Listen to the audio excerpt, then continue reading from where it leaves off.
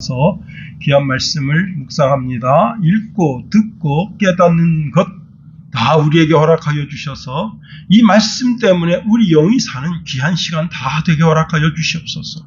주님, 우리 영혼 속에 말씀하여 주시옵소서.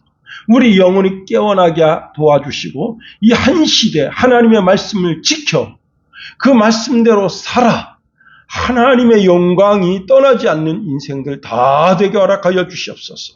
세상에 거짓된 것, 우상들, 허영심 다 물리치게 하시고 오직 그리스도 예수의 영광이 드러남으로 말미암아 이 땅에서 멋진 그리스도의 삶을 살아내는 우리가 다 되게 허락하여 주옵소서.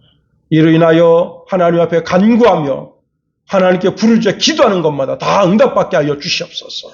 우리의 삶이 하나님께서 응답하시는 것으로 하나씩 하나씩 채워져 나가는 주의 백성들 되게 하소서. 예수님 이름으로 감사하며 기도하옵나이다. 아멘. 이 한 시간 하나님의 은혜가 더 풍성하게 임하기를 예수님의 이름으로 축원해 드립니다.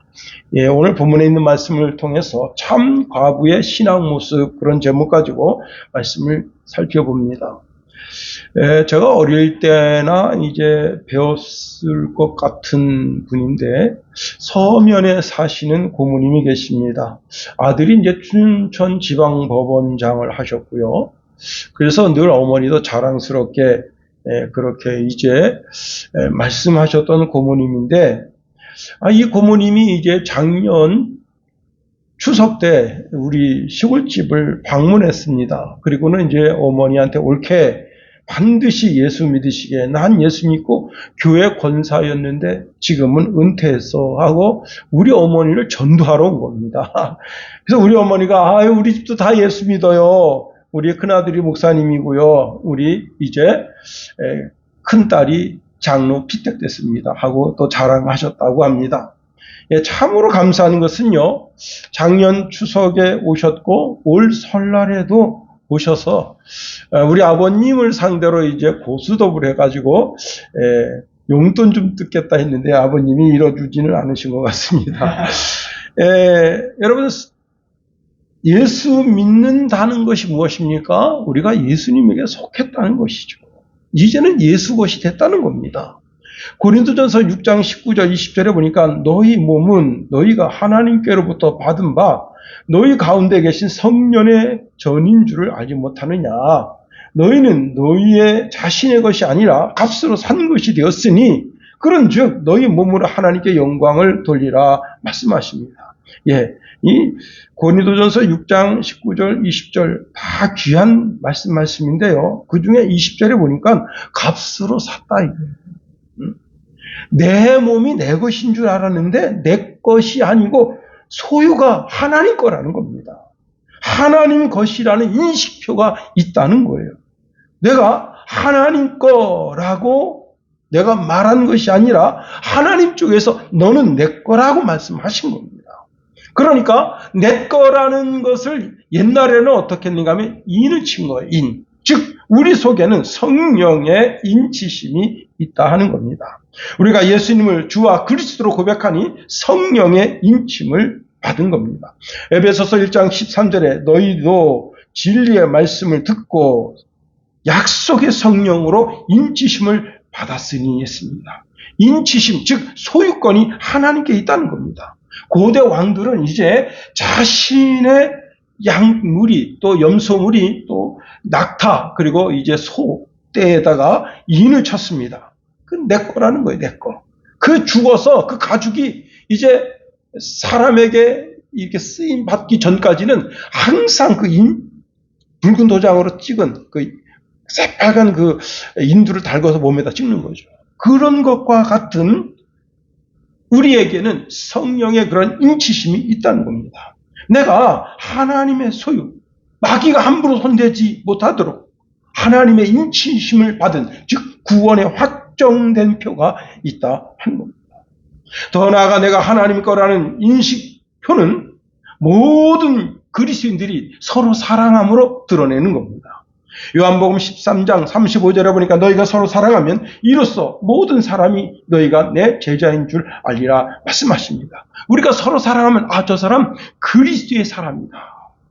여러분, 우리가 그리스도의 사랑을 우리의 삶에서 이제 이렇게 드러낼 때 그리스도의 사랑은 사람들이 흉내낼 수 있는 그런 사랑이 아닙니다. 여러분, 우리가 교회에 이제 출석하는 것, 그것으로 우리가 서로 사랑하는 것을 드러내는 거죠. 그렇습니다. 원수까지 품는 사랑, 손해를 감수하는 사랑, 아무 조건 없이 용서하는 사랑, 이것이 바로 우리가 그리스도에게 속한 표라는 사실입니다. 우리가 그 무엇보다도 내 몸이 하나님 아버지의 소유인 것을 알아야 됩니다. 그러니까 여러분, 입맛 없다고 해서 안 먹으면 안 되는 거예요. 왜? 내가 입맛 없다고 해서 내가 안 먹으면 어떻게 돼요? 너무 입맛이 좋아서 이제 문제지, 이제. 너무 많이 먹어가지고 비등비등해지고, 그렇게 하는 것도 하나님의 소유를 약간 멸시하는 거예요. 내 몸을 내 거라고 주장해서 막 집어넣습니다. 그럼 안 되는 거예요.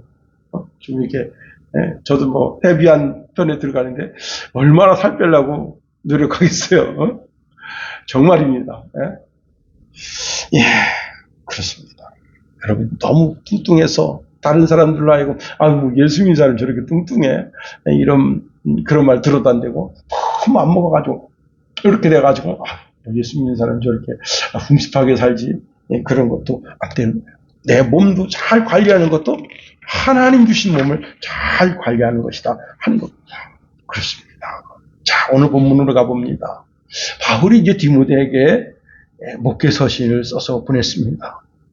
당시 에베소 교회를 맡고 있었던 디모데는 교회의 질서, 즉 성도의 삶에 대한 태도를 가르치면서 참 과부에 대한 말씀을 주고 있습니다.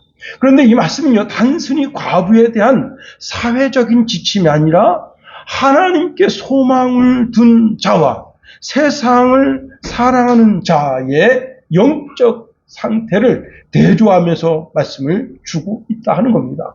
우리가 오늘 본문에 있는 말씀을 통해서 세 가지로 살펴보겠습니다. 참 과부는 어떤 사람이 참 과부이냐? 하나님께 소망을 주었다 하는 겁니다. 5절 말씀 보세요. 참 과부로서 외로운 자는 하나님께 소망을 두라 말씀하고 있습니다. 여기 참, 진짜 과부, 신분상 진짜 과부일 수 있죠. 그런데 이것은 조금 더 영적인 표현으로 하나님을 남편 삼아 사는 여인의 모습이다 하는 겁니다. 아니, 오늘 이 시대 모든 그리스도인들이 하나님을 남편처럼 여기고 살아야 된다 하는 겁니다. 자, 그런데 이러한 표현을 하면 당시 과부는 어떤 상태인가 하면 모든 경제권이 없는 상태입니다. 우리가 이제 참 과부 그러니까 오늘날의 과부로 생각하면 큰 오산입니다. 오늘날 과부는 어떻죠? 모든 경제권을 주고 있잖아요. 그래가지고 죽을 때까지 그냥 자기 아파트, 자기 땅 소유를 딱 쥐고 있다가 내가 죽으면 자녀들에게, 왜? 자녀들이 그냥 그 재산 싹 가져가면 그때부터 엄마 아빠 그냥 막 내다 버리고 잃어버리니까 요즘은 이제 어르신들이 다 재산권 꽉 쥐고 있다가 죽는 날, 그래 이제 됐다, 너희들 가져가. 그리고 이제 주잖아요. 그래서 오늘날과 같은 개념으로 이 과부를 들여다보면 안 되는 겁니다.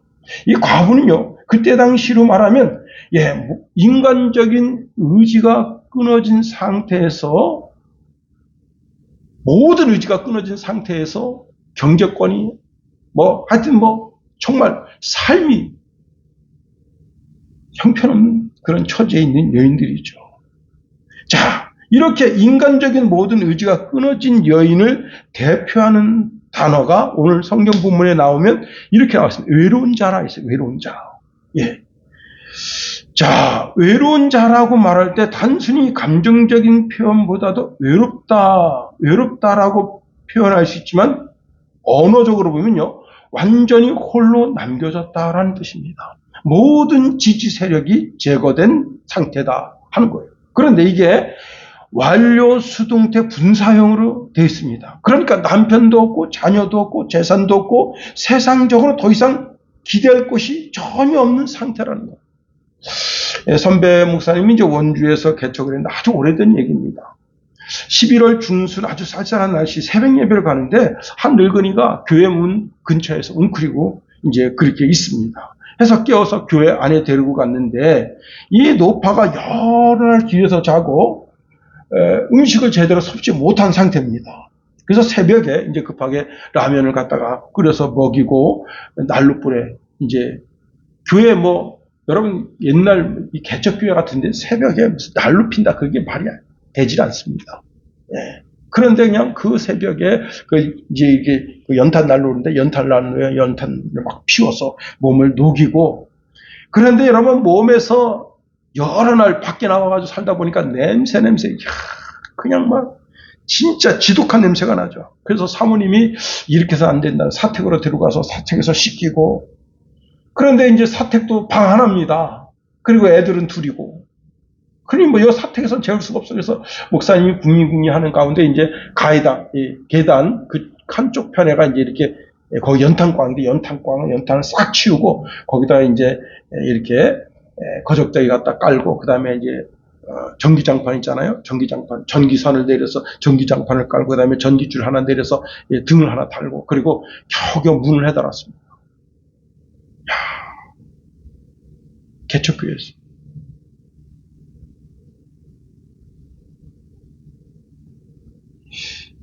참 과부로서 외로운 한 여인을 교회에서 거둔 겁니다. 이 목사님이 하나님의 손이 된 거예요. 그리고 이분을 이제 그렇게 걷어먹였습니다. 근데 사실 이 목사님도 그렇게 형편이 좋은 형편이 아니에요. 옛날에 제가 한번 말씀드렸잖아요. 그 사랑가만이 바로 그 목사님이에요. 그런데 그런 절망적인 가운데 이제 주일날 그래도 예배를 드리는데 사모님 노모님 그리고 애기들 둘 앉혀놓고 이제 설교를 하는데 그 목사님 그러더라고요. 뭐라 하냐면 그런데 그게 큰 힘이 되더라고요. 그분이 그래도 아침에 새벽에 와서 새벽 예배 드린다고 와 있지. 새벽 예배 드리고 간 다음에 교회 청소해 놓지. 그래서 자, 이 할머니는 철저한 고립의 비극이었지만 오히려 이것 때문에 잃어버린 신앙을 되찾게 되고 자 이제는 세상 소음이 차단되고 하나님의 세미한 음성을 들을 수 있는 거룩한 고독의 시간을 가지게 된 겁니다. 자, 그래서 이 목사님이 이제 또 뭘 했냐면 40일 철야 기도를 한 거예요. 그래가지고 하여튼 어쨌거나 40일 철야 기도를 하는데 그 노모님, 자기 아내, 자기 그렇게 하면서 그 교회가 부흥할 수 있는 기회를 얻게 했다. 참 감사한 일이죠. 참 과부로서 외로운 자는 하나님께 소망을 두라. 이는요 완료 시제입니다. 자, 어느 과거의 시점에서 하나님께 소망을 두기로 결정했고 이제는 그 결정이 지금까지 변함없이 확고하게 이어져야 된다는 겁니다. 자, 환경이 어려워서 어쩔 수 없이 하나님을 찾는 것이 아닙니다. 자신의 유일한 생명줄이 하나님께만 있음을 깨닫고 하나님께 인생의 닷을 내린 여인이다. 여러분 예수님 어릴 때 이제 그 할례 행하러 성전에 들어갔을 때 그 한나라는 여인이 있었죠. 한나라는 여인 정말 하나님께 소망을 둔 여인이었습니다. 그렇습니다. 여러분 우리가 소망을 어디다 두어야 되겠습니까? 정치에다 소망 둘 수 있나요? 여러분 많은 사람들이 그럽니다. 그냥 이 좌파가 정권 잡으니까 나라가 망한다. 웃긴 소리 하지 말아요. 우파가 정권 잡으면 나라 망한다. 웃기지 말아요. 자기 나름대로 나라를 사랑하는 방법을 가지고 나라를 이끌어가는 거예요. 그래서 우리가 때로는 비판하기도 하지만 너무 그냥 그 죽일 놈처럼 그렇게 달려들면 안 돼요. 모든 사람이 다 그렇습니다. 그러니까 거기 정치에 무슨 소망이 있는 줄 착각하면 큰 오산이에요. 우리나라 정치적 지도자가 우리에게 소망의 근원이 되면 안 됩니다. 오직 우리의 소망의 근원은 하나님께 두어야 하는 겁니다. 그렇습니다. 여러분, 우리가 오직 하나님을 의지할 때 무너지지 않는 신앙이 되는 거예요. 참 과부, 즉 세상에 의지할 것 모두 잃어버린 자는 오직 소망을 하나님께 둔다 하는 겁니다. 그렇습니다. 시편 146편 5절에 보니까 야곱의 하나님을 자기의 도움으로 삼으며 여호와 자기 하나님에게 자기의 소망을 두는 자는 복이 있도다 말씀하십니다. 로마서 5장 3절 5절에 보니까 다만 이뿐 아니라 우리가 환난 중에도 즐거워하나니 이는 환난은 인내를, 인내는 연단을, 연단은 소망을 이룬 줄 알미로다. 소망이 우리를 부끄럽게 하지 아니함은 우리에게 주신 성령으로 말미암아 하나님의 사랑이 우리 마음에 부은 바 됨이니 말씀하고 있습니다. 그렇습니다. 오직 소망을 하나님께 두는 자, 참 과부, 오직 하나님께 소망을 두는 자, 이 시대의 모든 신앙인들의 삶의 모습이어야 된답니다. 두 번째, 참 과부는 어떤 삶을 사느냐? 주야로 간구와 기도하는 삶을 사는 자다는 겁니다. 오늘 본문에 계속해서 이렇게 말씀하고 있네요. 주야로 항상 간구와 기도를 하거니와, 주야, 문자 그대로 밤낮이죠. 자, 이것은 단순한 시간 표현이 아니라 자신의 삶 전체를 하나님께 드리는 기도의 삶을 사는 여인의 모습을 보여주고 있다는 겁니다. 자, 이는 24시간 하나님께 입을 열고 있다는 그런 표현보다도 자기 삶의 우선순위를 하나님께 두고 있다는 거예요. 하나님께. 그렇습니다. 사도 바울은 삶의 우선순위를 항상 어디에? 하나님께 두는, 하나님의 말씀에다가 삶의 우선순위를 두라는 거예요. 여기 간구라는 게 뭡니까? 아주 절박한 표현이죠. 기도는 무엇이에요? 하나님과 교제하는 삶입니다. 참 과부는 어떻게 해요? 자신의 문제뿐만 아니라 다른 사람의 문제를 가지고도 하나님 앞에 나와서 기도해 줍니다. 기도의 용사. 제가 이제 고등학교 2학년 때인가 3학년 때인가 시골교회를 이제 여름방학 때 방문을 했습니다. 그때 그 마권사님이라고 하는 분이 저를 붙잡고 이렇게 말씀하시는 거예요. 김 선생, 신학교 갔어? 그때 제가 신학교 안 갔거든요. 아직 안 갔어요. 그랬더니 내가 새벽마다 김 선생을 위해서 기도하고 있어. 신학교 가서 이 시대에 목사님이 되셨으면 좋겠다. 야, 우리 어머니 우리 나라를 위해서 그렇게 기도 안 했어요. 내가 목사 된다고 했지만 집안에서 목사 되면 어떡하냐.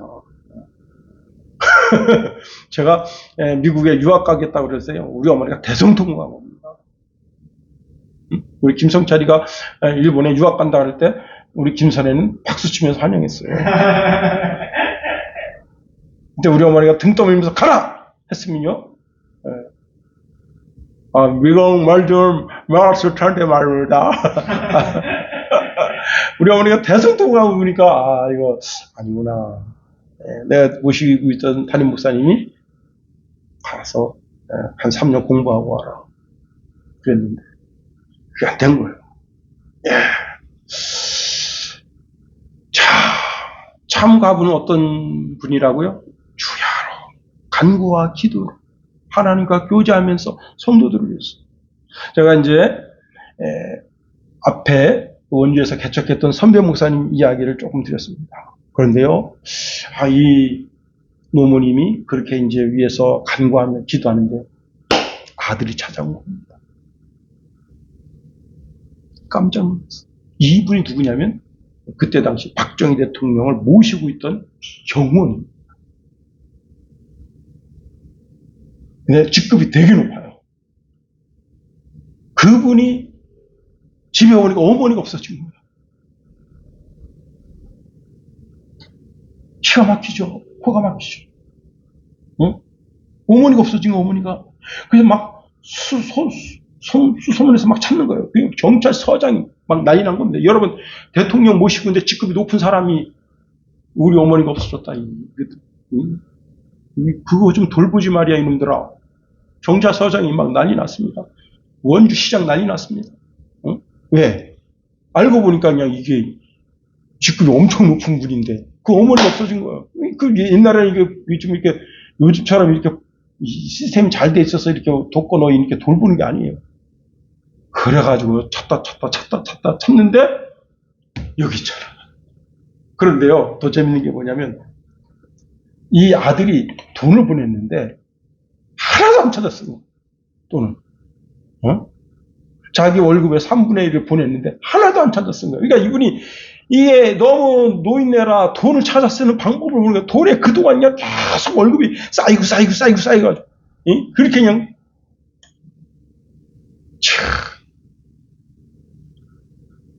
그분이 만일 교회 문 앞에서 얼어 죽었었어 봐요. 어떻게 됐겠어?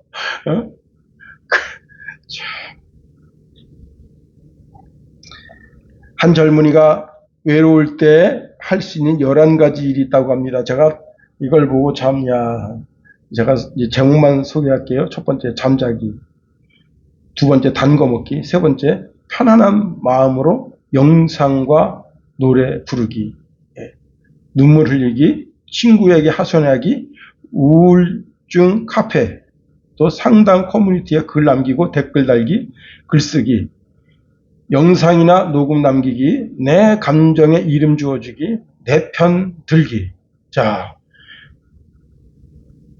자기가 외로울 때 해야 할 일이 11가지가 있는데 여러분 이쪽 보면 어떤 느낌 듭니까? 야, 이 사람 이거 곧 우울증 걸려가지고 정신병원 갈 사람이다. 응? 자기가 그래서 특히 댓글을 달고요. 댓글에 좋아요로 이렇게 클릭해주는 거기에 기쁨으로 산다. 그래서 왜 인생이 이렇게 사는가? 응? 여러분, 그 댓글에 그 좋아요 눌러주면 그게 자기 마음의 위로가 되고 그 진짜 위로가 될 수 있겠어요? 여러분, 그 누구도 날 위로할 자가 없습니다.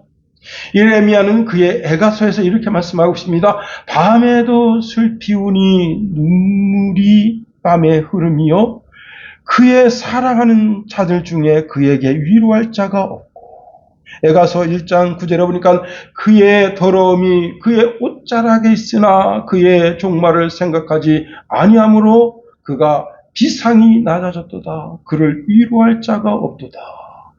이스라엘이 죄로 말미암아 무너지고 예루살렘이 폐허가 되었으며 사람들이 다 잡혀갔어. 그 결과 어쩌다 살아남은 이스라엘의 살아남은 자들이 고립과 외로움에 있습니다. 그런데 정말 견디기 어려운 것은 고통과 환경의 파괴보다 나를 위로해 줄 사람이 아무도 없다는 거예요. 그런데 성경은 여기서 멈추지 않습니다. 우리에게 위로자가 계시다는 거예요. 그게 바로 하나님이시다는 거예요. 결국 예레미야는 그의 시선을 하나님께로 향하라고 명령하고 있는 겁니다. 사람들은 떠났지만 하나님은 떠나지 않고 우리를 바라보고 계시다. 우리의 위로자가 되어주시다.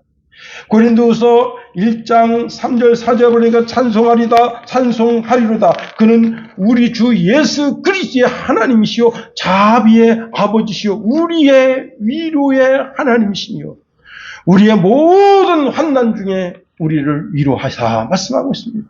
그렇습니다. 사람의 위로는 한계가 있어요.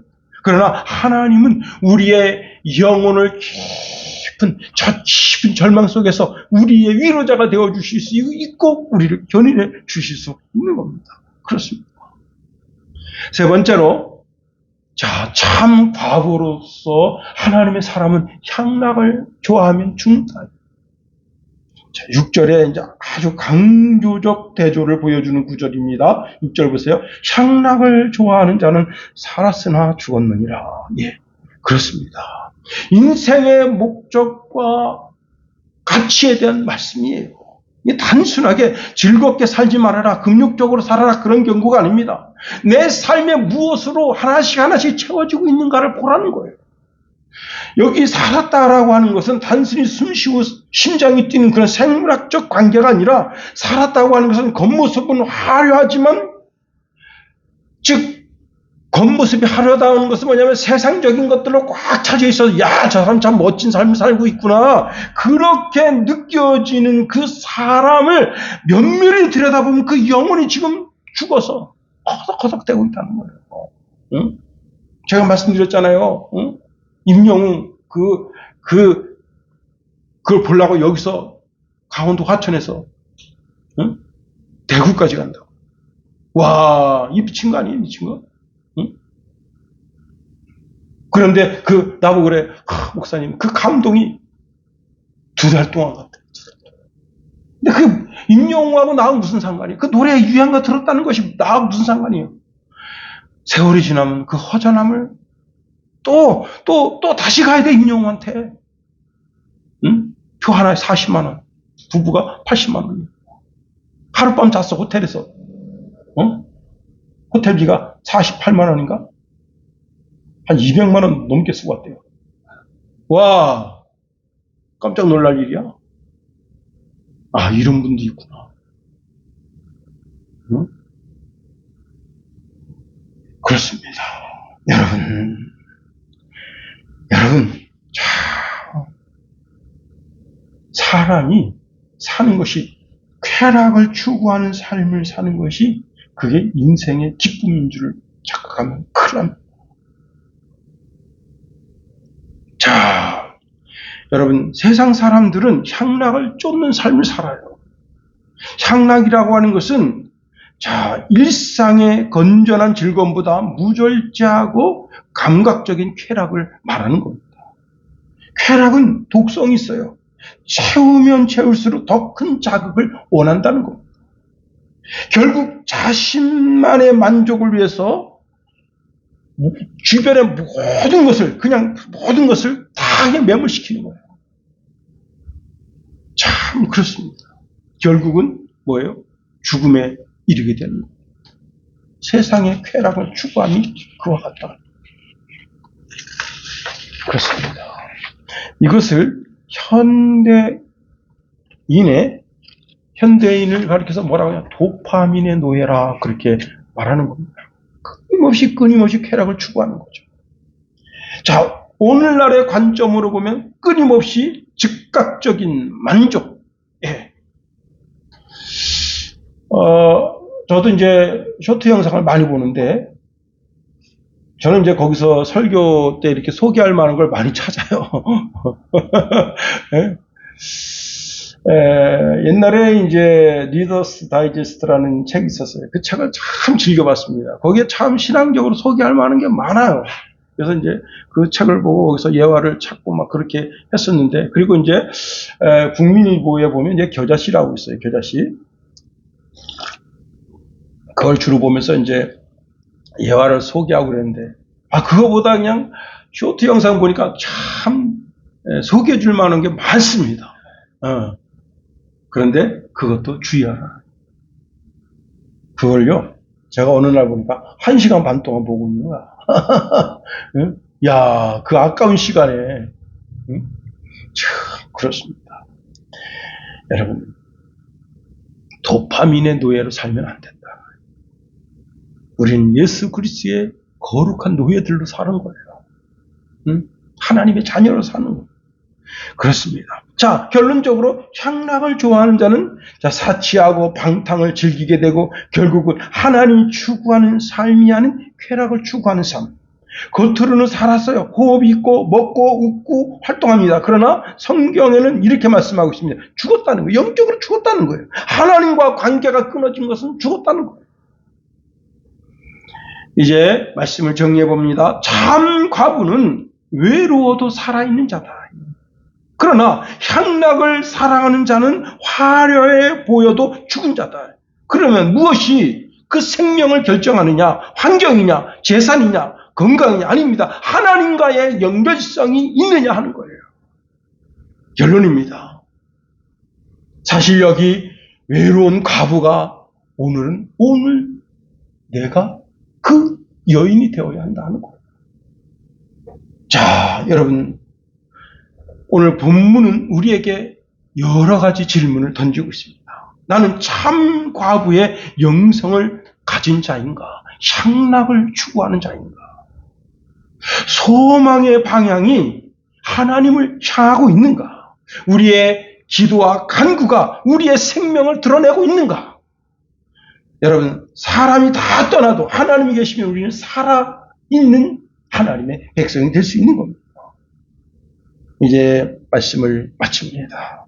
여러분, 고독한 외로운 과부처럼 그가 하나님을 찾고 하나님 의지하고 하나님 바라봄으로 말미암아 어쩌면 죽은 것 같은 여인이 살았고 항상 살아서 하나님의 위로가 하나님의 복록이 떠나지 않는 여인이 된 것처럼 우리가 이러한 깊은 신앙 가운데서 하나님을 만나는 자리, 은혜의 자리에 늘 있게 되기를 예수님의 이름으로 축원해 드립니다. 기도하겠습니다. 하나님, 우리를 붙드시며 인도하소서. 하나님의 크고